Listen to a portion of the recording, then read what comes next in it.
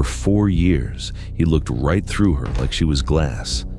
Then, she started coming home at 3 a.m. every night, and that man, who hadn't spoken her name in months, suddenly couldn't breathe without knowing where she'd been. This is their story. 3:02 a.m. Los Angeles hadn't gone to sleep so much as it had lowered its voice. The city still glittered, all neon and ambition, but up here on the 34th floor of a Bel Air penthouse, the only sound was the soft click of a door. But Sarah Davis Min stepped inside.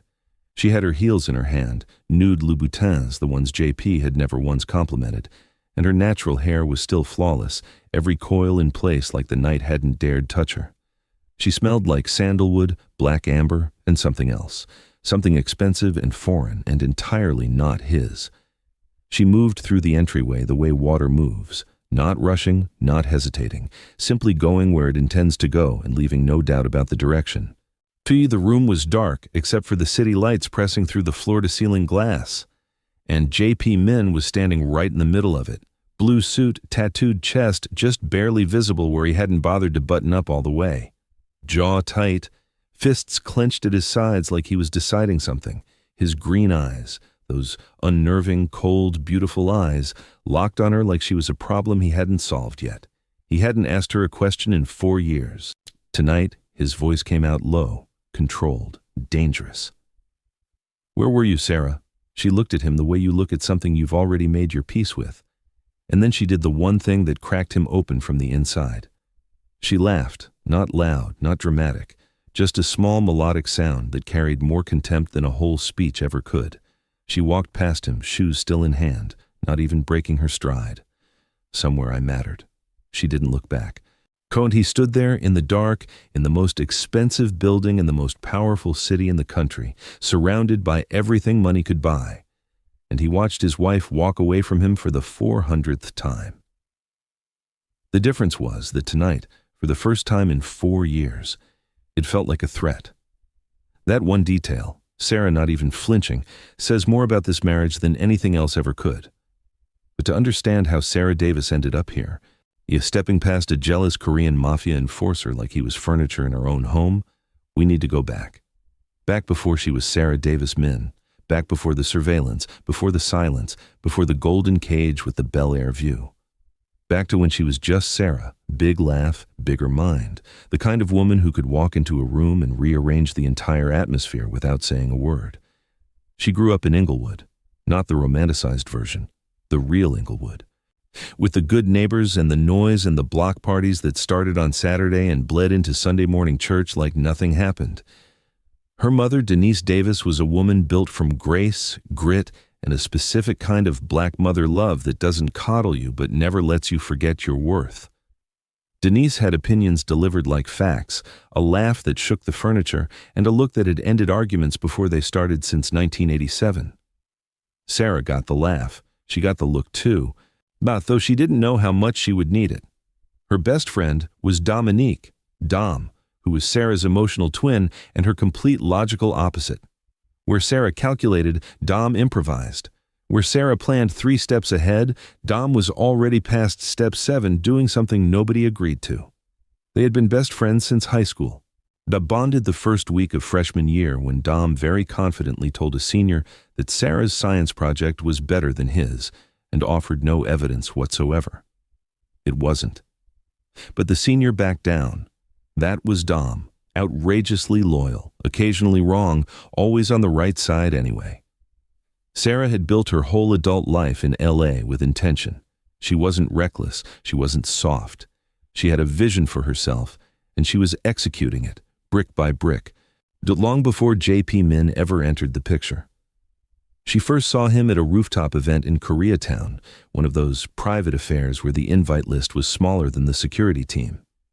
Sarah had been hired to curate the aesthetic. JP had been there for reasons nobody at that party dared ask about. He was standing near the edge of the rooftop, looking out over the city like he owned it, or had already decided he was going to. Korean, tall, dark-haired, and in a midnight blue suit cut for a man who didn't ask for permission. He wasn't performing. He wasn't networking. He was just still. The kind of still that made everything around him feel like noise. Sarah had never been good at leaving a dangerous thing alone. She told herself she was just going to ask if he needed a drink refreshed. It was her event after all. 3 conversations, 2 weeks, and one impossible decision later, when Sarah Davis was wearing his last name and learning that the most dangerous thing about J.P. Min was never his enemies. It was his silence. The penthouse was beautiful the way a diamond is beautiful, cold, engineered, and impossible to leave marks on. Sarah had learned that within the first month. She had tried in the beginning. She had hung a painting she loved in the hallway, something warm and alive, all ochre and deep rust, the kind of art that breathed. It was gone the next morning, replaced by something abstract and colorless that matched the walls. No note, no explanation, just JP's silent architectural authority asserting itself over every corner of her existence. That was how he controlled things, not with words, with erasure. She had 12 rooms in a city view that made visitors gasp. She had a wardrobe that required its own inventory system. She had a chef, a driver, and a security detail that rotated in 8-hour shifts, always 2 men minimum. Always professional, always watching. To anyone looking in from the outside, Sarah Davis Min had everything.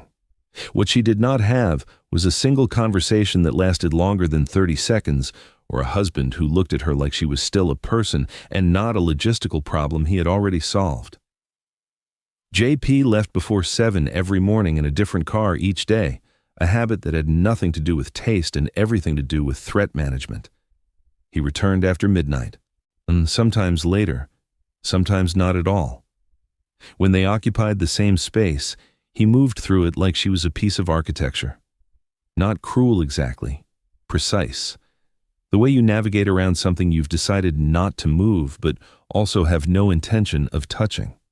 What JP did not know, what he could not have known, not because he had underestimated her from the moment he decided to protect her by pretending she didn't exist, was that Sarah had been watching him just as carefully as his team had been watching her. She learned the rotation schedule inside 2 weeks. She cataloged every camera angle. She noted which guard ate at his post and which one disappeared to the lobby for exactly 11 minutes every Tuesday afternoon. She wasn't planning anything yet. She was just remembering, filing, building a knowledge base the way her mother had always told her to build everything, quietly, patiently, before you ever need it.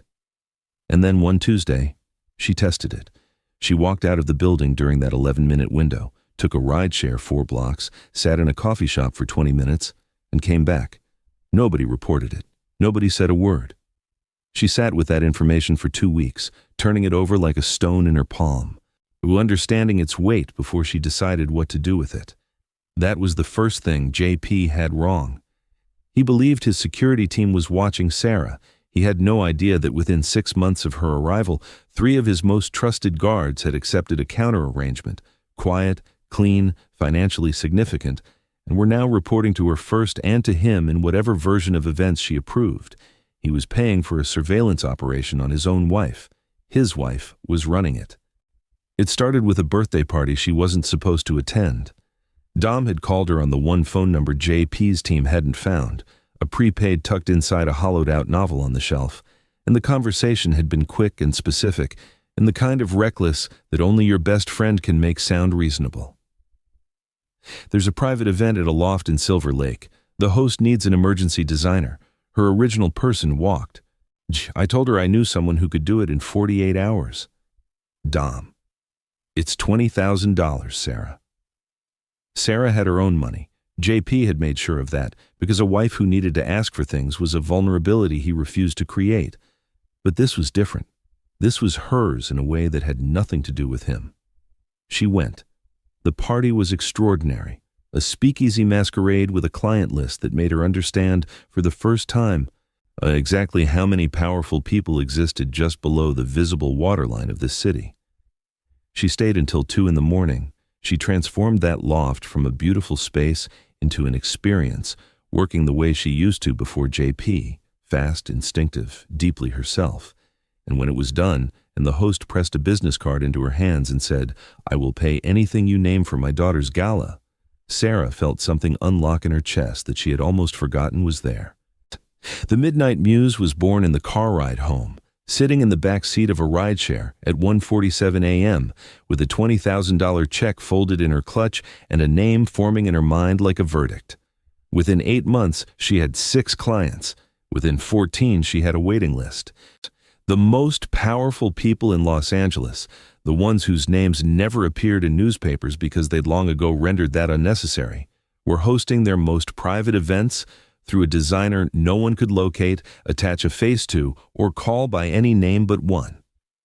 JP's surveillance report still said she was home every night. His men had been on her payroll for longer than he knew. And the Midnight Muse was becoming exactly the kind of name that opened doors in this city that a mafia wife was never supposed to know existed. JP noticed the perfume first, not because he was paying attention to her, he told himself that firmly every time, but because the penthouse had its own specific atmosphere, and for 4 years that atmosphere had included Sarah's particular scent the way a room includes its own walls. Present, background, unremarkable. Then one Wednesday, just past 3 in the morning, the front door opened and something new walked in with her. Sandalwood and black amber, yes, that was hers. But underneath it, threaded through like a second signature, was the distinct, unmistakable scent of expensive cigars and a cologne that belonged to a room where very powerful, very comfortable people had been spending time together for hours. JP was in the kitchen. He didn't announce himself. Fati stood in the dark beside the espresso machine and watched her cross the living room, her deep brown skin catching the low ambient light, her natural hair pinned up in a way that suggested someone had touched it tonight and she had let them, her posture carrying that new thing she'd been wearing lately, that invisible architecture of a woman who has stopped asking for space and simply taken it. She walked like someone who had been somewhere that confirmed everything she already believed about herself. She didn't flinch when she saw him.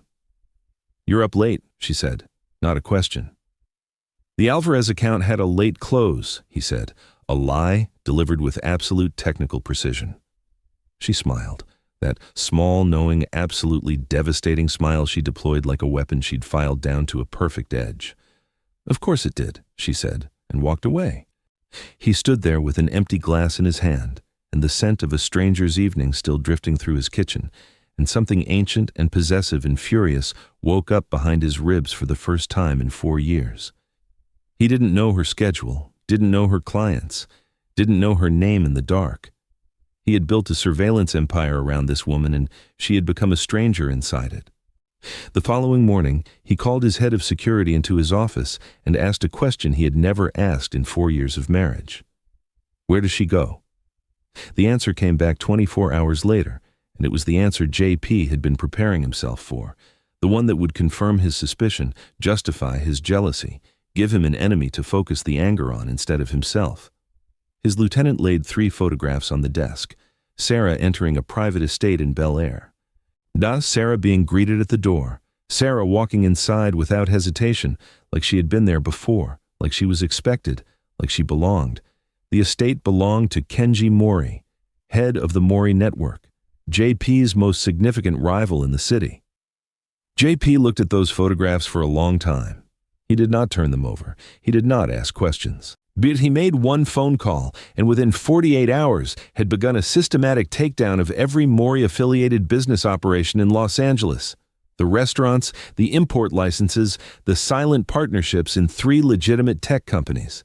He dismantled Kenji's financial infrastructure with the cold, controlled efficiency of a man who had been waiting for a reason. He told himself it was business, it was jealousy dressed in a suit.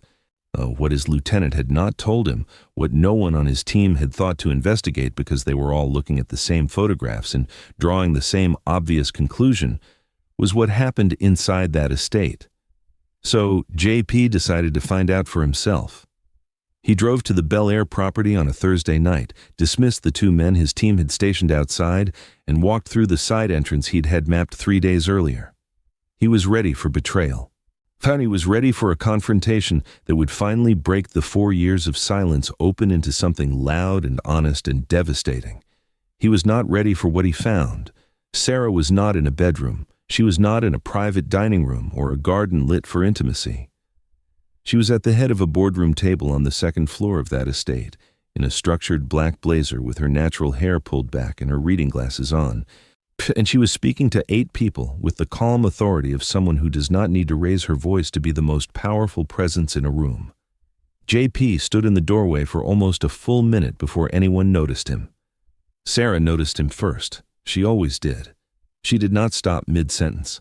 She finished her point, set her pen down with the deliberate patience of someone managing an interruption they had, on some level, anticipated, and looked at him across the table. JP, she said, his name in her mouth after weeks of nothing. You're early.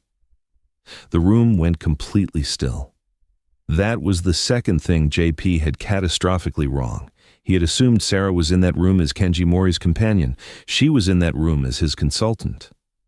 She had spent 14 months studying the architecture of the Min Syndicate's supply chain, the real architecture, the one she had mapped in the basement, the one JP's own lieutenants didn't fully understand.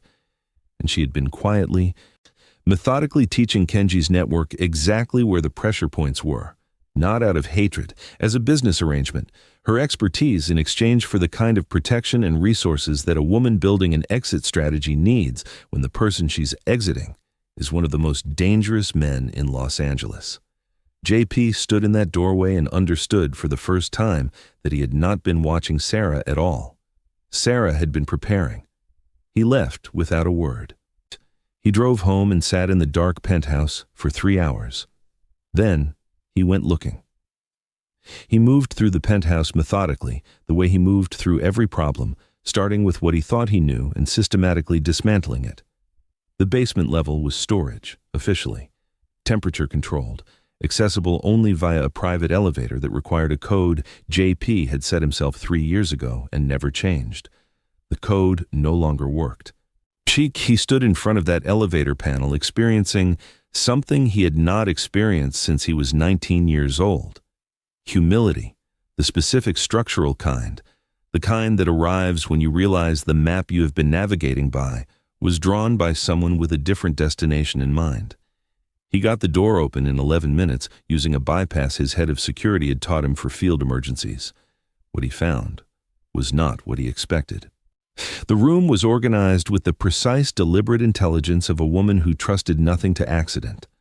One wall was documentation, 4 years of his operations, not the surface version his lieutenants knew, but the real architecture, the supply lines, the names behind the names, mapped in Sarah's clean architectural handwriting with a clarity that made his own operational files look like rough drafts.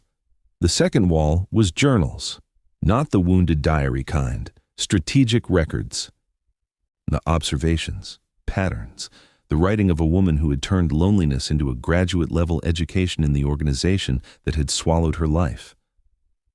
The third wall stopped him completely. It was art, charcoal and ink, images she had drawn over 4 years, abstract and visceral and deeply honest. And in the center of the wall, the largest piece, a figure in a blue suit standing at a window, his back to the room, rendered in such precise emotional detail that JP felt suddenly, uncomfortably, accurately seen. Beneath it in small letters she had written one line, the saddest kind of powerful, a man who chose a throne over a home.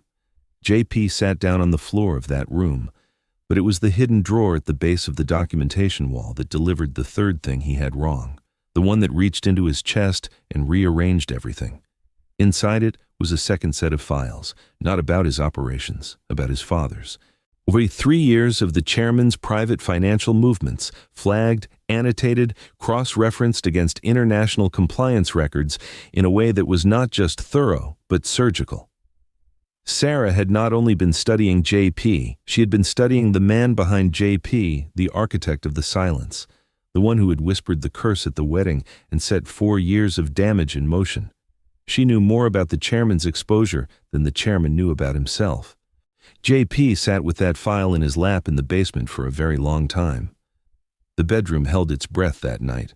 Moonlight fell across the floor in long silver strips, and the room carried Sarah's perfume, that black amber and sandalwood that had been living in the back of JP's throat for weeks.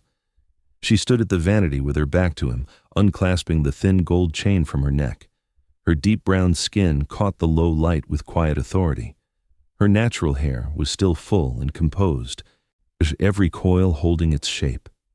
She moved the way she had learned to move in this penthouse, unhurried, contained, giving nothing away that she hadn't already decided to give. JP was in the doorway. "I need you to understand something." His voice came out lower than intended. She watched him in the mirror without turning, those dark, steady eyes reading him from the inside out, finding the architecture of what he meant beneath the scaffolding of what he said. "I ignored you," he said, "because they were watching. Every time I acknowledged you, I handed them a weapon. You were the thing they would have used to destroy me, so I destroyed us first." Sarah set the necklace on the vanity. The soft click of gold on glass was the loudest sound in the room. "Don't dress up abandonment in the language of sacrifice," she said, her voice carrying no heat and therefore all of it. I deserved better than being saved by someone who never asked me what I was willing to risk." He crossed the room without knowing he was moving, close enough to feel the warmth radiating from her skin, close enough that neither of them could pretend this was anything other than what it was. His hand found the doorframe beside her, not trapping, not demanding, just present.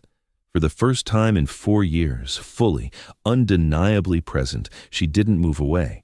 When he could see what that stillness cost her in the precise control of her jaw, the breath that adjusted almost imperceptibly. She was not unbothered. She was choosing in real time what to do with the fact that she wasn't.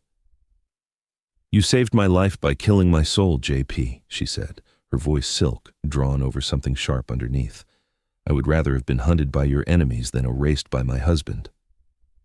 The words landed in him like something surgical and permanent. She stepped around him with the grace of a woman who has made her peace with pain, and she left him standing in the room he had built for her, the room that had become her prison, the room that was now, undeniably, his. He found the clinic envelope on a Sunday. He told himself he wasn't looking for it. He had a reason to be in her office, something routine, something that had nothing to do with the obsessive unraveling inside him. But the drawer was slightly open. And inside, beneath a leather portfolio, was a clinic envelope with a flight itinerary paperclip to the front. One way. JP stood still for a very long time before he opened it. 12 weeks. She had known for at least a month. She had looked at him every day for a month and said nothing, not out of cruelty, but because she had already made her decision, and she was a woman who did not announce decisions she had already executed. The itinerary confirmed it. The destination was one of the only geographic blind spots in the K syndicate's reach. She had not chosen it randomly. She had chosen it with the same precision she used for everything, methodically, patiently, the way her mother had always taught her to build things. She was not running. She was relocating on her own terms to build something that could never be touched. In the back of the file, tucked like an afterthought that was really the entire point, was a single handwritten note in Sarah's clean, deliberate script. He will be brilliant. He will know his worth. He will never mistake silence for love. JP read it twice, then stared at the ceiling and heard his father's voice from the night of their wedding, low and certain the way only men who have destroyed things can sound. "If she is your heart, they will cut it out to weaken you." His father had been right about the danger. He had been catastrophically wrong about the solution. And JP had spent 4 years faithfully executing that wrong answer while Sarah studied them both and prepared accordingly. He found her at the Masquerade, not a confrontation on his terms. JP Min walked through the doors of a converted gallery in the Arts District on a Thursday night and stepped directly into the world Sarah Davis had built while he was busy believing she had none. The room was extraordinary. Warm light strung between exposed beams, elegant masks, an atmosphere that didn't happen by accident and couldn't be faked. Every detail deliberate, every corner considered. The room itself was an argument, and it was winning. Sarah was at its center. She wore deep burgundy, the fabric moving with her like it had been convinced rather than cut. Her natural hair was adorned with a single gold cuff near the crown, and her dark skin caught the warm light the way expensive art does, not performing, simply existing with undeniable authority. She was laughing at something a silver-haired woman in a white tuxedo had said, and the laugh was completely real, full and unguarded, the version JP had not heard in 4 years. And the sight of it, landed in his chest like structural damage. He had thought she was hiding from him. She was reigning without him. Her eyes found him immediately, the way they always had, across every room they'd ever shared. The laugh finished on its own timeline. She excused herself from her guest and walked toward him slowly, reading his face the entire way. "You came to my world," she said. "You were never in my world," he said. "You just let me believe you were." Something moved through her expression, the particular acknowledgement of a woman who has been seen accurately and is deciding what to do about it. "You built a cage and called it protection," she said quietly. "I built a life and called it survival. The difference is I stopped pretending the cage was a home." He stepped closer, not aggressive, something that required more courage than aggression ever had. "I read your note about our son." The word son landed between them like something sacred and irreversible. Just for a moment the armor found its one seam, and through it he saw the woman who had loved him before she learned to survive him. "Then you understand why I can't stay," she said. "I understand why I can't let you leave without a fight," he said. "And this time I mean that differently." "Differently how?" "As a partner," he said, "not a warden." She looked at him for a long moment. The gallery moved around them like a river around two stones. What JP did not know, what he was about to discover, was the fourth thing he had catastrophically wrong, was that Sarah had not simply been avoiding him all these months. She had been setting a trap. Not for JP, for his father. And the bait was JP himself. The chairman made his move on a Tuesday. JP had been anticipating it, had been counting on it, because the one thing his father had never accounted for was the possibility that JP might choose love over legacy. The old man had built his entire strategy around a son who would always choose the syndicate first. That son no longer existed. The call came at 11 p.m., measured and warm in the way of men who deliver consequences with the tone of reasonable conversation. "I know about the pregnancy. I know about the company she's building, and I know about her flight. You have 24 hours to handle it, or I will." JP ended the call without responding. He was already moving. Sarah was in the study when he came in, reading glasses on, her natural hair wrapped loosely for the night, still luminous even stripped of the evening's glamour. Though her presence filling the room with an intelligence and warmth that the room had always deserved, and he had spent 4 years refusing to deserve alongside her. She looked up and read his face in 2 seconds. She was already closing her folder before he spoke. "He knows," JP said. "I know he knows," Sarah said calmly. "I made sure he found out." JP stopped. She took her glasses off slowly, and the look she gave him was the one he had seen in her charcoal drawing, clear and certain and several moves ahead. "I needed him to move. Threatened men move predictably. Predictable men leave evidence, and evidence," she said, sliding a second folder across the desk toward him, "is what ends empires." Inside the folder were 3 years of the chairman's private financial movements, flagged, annotated, cross-referenced against international compliance records with an immaculate legal exposure that no attorney could untangle in time to save him. Sarah had not just been studying JP's operations in that basement. She had been studying the architect behind them, the one person in the K syndicate who had looked at a black woman from Inglewood and seen furniture. She had used every day of their silence to become the most dangerous person in the organization. And she had waited with extraordinary patience, with the kind of strategic restraint that most people in this world simply do not possess, for the chairman to make exactly the move he just made, because a man who moves out of threat reveals everything about where he is most exposed. JP looked at the folder, then at her. "You were never waiting for me to save you." "I was waiting," she said quietly, "for you to be worth saving alongside."